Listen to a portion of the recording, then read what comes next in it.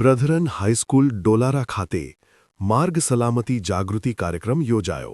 વિદ્યાર્થીઓએ ટ્રાફિક નિયમોના પાલન માટે લીધા શપથ.